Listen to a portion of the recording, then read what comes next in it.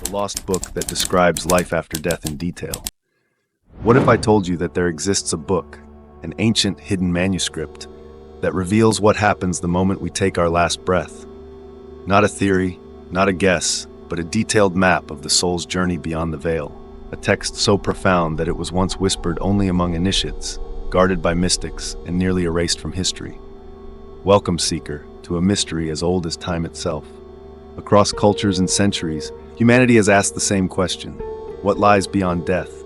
Some speak of oblivion, others of reincarnation, paradise, or judgment. But hidden within the shadows of forgotten knowledge is a book, one that doesn't speculate but guides.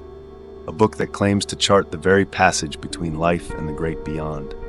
A lost manuscript that describes the journey of the soul in vivid, astonishing detail. Could such a book truly exist?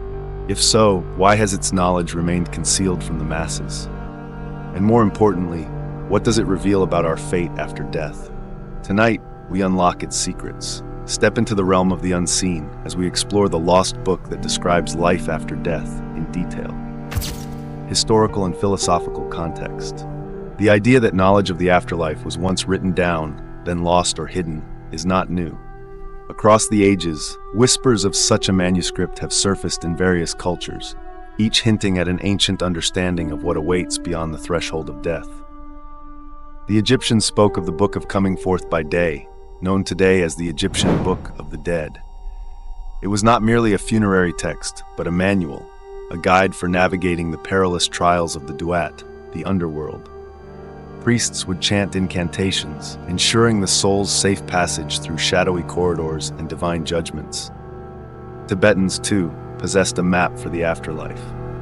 The Bardo Thodol, or Tibetan Book of the Dead, details the 49 days of transition after death, where the soul encounters visions, some terrifying, some blissful, reflecting its own karma.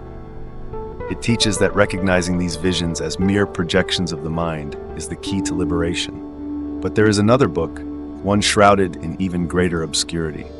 A text said to contain knowledge too dangerous for the uninitiated, a manuscript whispered of in esoteric circles, one that unifies these disparate teachings into a single coherent revelation about what happens after we die. Why has this knowledge been obscured? Some say it was the fear of power. After all, if one truly understood the mechanics of life, death, and rebirth, how could rulers and religious institutions maintain control? Others claim the knowledge was simply too sacred, meant only for those who had undergone rigorous initiation. In many traditions, such texts were not written in plain language. They were encoded in symbols, metaphors, and allegories, decipherable only by those with the eyes to see. To the untrained mind, they seemed like riddles, but to the seeker, they were the keys to unlocking the greatest of mysteries. But what exactly does this lost book say? What knowledge did it contain that made it so dangerous or so sacred? Now, we begin to unravel the wisdom hidden within its pages, the journey of the soul after death, the trials it must endure, and the ultimate fate that awaits beyond the veil. The first moments after death. The moment life leaves the body, a great transition begins. Many ancient texts, including the Egyptian Book of the Dead and the Bardo Thodol, describe the first moments of death as a time of disorientation. The soul, now free from its physical form, hovers between worlds, experiencing a state of weightlessness, detachment, and an eerie sense of timelessness. The lost book we speak of describes this phase in striking detail, an unfolding of reality where the newly departed perceives both the physical world and something beyond it. The soul may try to communicate, calling out to the living, but no response comes. It is a moment of realization. The body is gone, yet consciousness remains. Across cultures, one striking phenomenon emerges: the tunnel of light. Many who have had near-death experiences report moving through a vast corridor toward an overwhelming radiance. But what is this light? A gateway, divine presence, or something else entirely? According to this lost book, the light is not just an entrance, it is a test. If the soul surrenders to it, embracing it fully, it experiences bliss, unity, and transcendence. But if fear takes hold, the light fades, and the soul is drawn back into illusion, into the labyrinth of its own unresolved karma. In many ancient traditions, the soul undergoes a form of judgment. The Egyptians depicted this as the weighing of the heart, where the god Anubis balanced the heart against the feather of Ma'at. If the heart was heavy with regret, deception, or attachment, it was devoured by Ammit, the soul eater. The Lost Book expands on this concept, not as a judgment imposed by external forces, but as a self-imposed reckoning. The soul is confronted with its own life, reliving its choices, its emotions, and its deepest truths. Every act of kindness, every moment of betrayal, every secret thought, it all returns, not as punishment, but as revelation. Here lies the great crossroads. Some souls, overwhelmed by guilt, regret, or attachment, are drawn back into the cycle of existence. They reincarnate, pulled by the desires they never resolved in life. Others, having faced their past with clarity and acceptance, move beyond, toward a greater reality, one that the living can scarcely comprehend. But what is this next stage? If a soul does not return to earthly existence, where does it go? And what of those who resist both rebirth and liberation? In the next section, we uncover the deeper mysteries, the hidden realms, the beings that guide or deceive the departed, and the ultimate fate of the soul beyond the cycles of life and death. The hidden realms beyond death. If the soul resists the pull of rebirth and does not merge into the radiant light, where does it go? The Lost Book speaks of realms unseen, planes of existence shaped by the consciousness of the departed. Some traditions call them the astral worlds, while others refer to them as the intermediate zones, a vast, shifting landscape between incarnation and liberation. Here, spirits wander, some lost, some searching, and others awaiting guidance. In these realms, the laws of time and space are fluid, shaped by the mind of the traveler.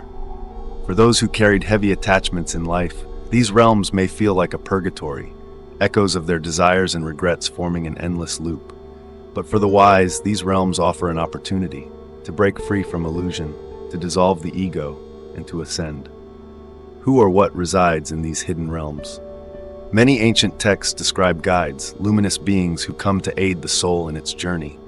In Tibetan Buddhism, they are the peaceful and wrathful deities of the Bardo, appearing first as radiant Buddhas, offering liberation. But if fear grips the soul, they transform into terrifying entities, reflecting the soul's unresolved shadows. The Lost Book reveals something even more enigmatic. Not all who meet the soul are benevolent. Some are mere reflections, projections of the soul's own consciousness. Others, however, are tricksters, entities who seek to bind the soul to new cycles of existence, feeding off its confusion and attachment. The wise must discern, is this a true guide or an illusion meant to ensnare? The final threshold. At last, the soul reaches the threshold, the moment of ultimate decision. Those who have unraveled the illusions of self and surrendered fully to the higher reality pass through to what the book describes as the Great Silence, a state beyond thought, beyond duality, beyond even light itself. But most are not yet ready. They are drawn once more toward the world of form, toward the magnetic pull of unfinished desires, attachments, and karmic debts. And so the cycle turns again. But what does this mean for the living? Can we prepare for death while still in this world? And if we do, can we alter the course of our own afterlife? In the next section, we uncover the practical applications, ancient techniques, forgotten rituals, and powerful insights that can help us shape our destiny beyond the veil.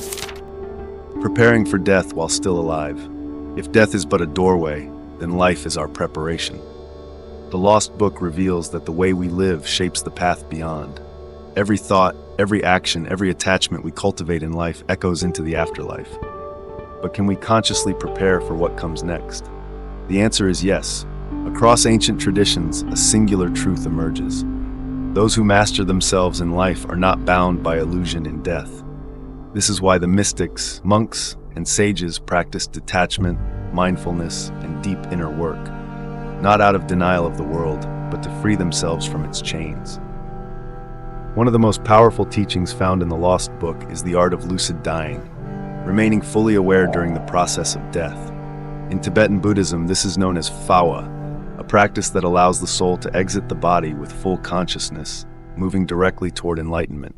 To achieve this, one must cultivate the ability to remain lucid in dreams.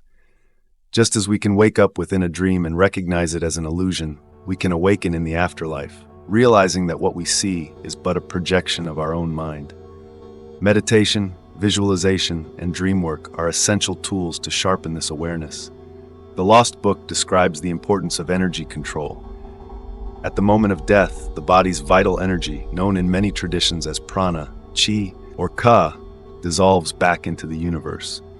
If this energy is scattered or chaotic, the transition is turbulent. But if one has learned to master the flow of energy through breathwork, mantras, or inner stillness, the departure is smooth, like a candle quietly flickering out. Practices such as deep breathing, sacred chanting, and silent meditation can help prepare the soul, aligning its energy for an effortless transition. Some traditions even teach the art of choosing one's next incarnation, steering the soul toward a more awakened existence rather than returning blindly. One of the most profound lessons of the Lost Book is the necessity of letting go before we die. Attachments, whether to people, material possessions, or unresolved emotions, become the chains that pull us back into the cycle of rebirth. This is why many spiritual traditions emphasize forgiveness, surrender, and non-attachment. To prepare, one must ask, if I were to leave this world today, what unfinished business would hold me back? What fears, regrets, or desires would anchor my soul to the material realm? By resolving these in life, we ensure that when the final moment arrives, we can step beyond with clarity and peace, unburdened by the weight of the past. So what is the ultimate destiny of the soul? Is there an end to the journey, or does consciousness continue in ways we cannot yet comprehend? In the conclusion, we reflect on the greatest mystery of all, the infinite nature of existence itself. Conclusion. And so, dear traveler, we stand at the edge of the great unknown. Across cultures, civilizations, and mystical traditions, the message remains the same. Death is not the end. It is a passage, a transformation, an awakening into something far greater than the physical self. The Lost Book that describes life after death in detail does not offer a singular answer, but rather a map, a guide for those with the courage to see beyond the veil. It whispers of realms where thought shapes reality, where karma weaves the next chapter, and where those who have prepared can step beyond the illusions that bind them. Yet, the greatest secret it reveals is not just about what happens after death, but what it means for life itself. If consciousness does not end, if we are the architects of our own passage beyond, then every choice we make here matters. Every thought, every action, every moment of awareness shapes not only our present reality, but the path that follows when this life is over. Perhaps the real question is not what happens when we die, but how will we choose to live, knowing that death is only a transition? Will we remain bound by fear and illusion, or will we awaken, mastering the art of living and dying with full awareness? The Lost Book offers knowledge, but wisdom is in its application. The truth is before us, but only those who seek shall find. Now, the question is yours to answer. Are you ready to take the next step in your journey?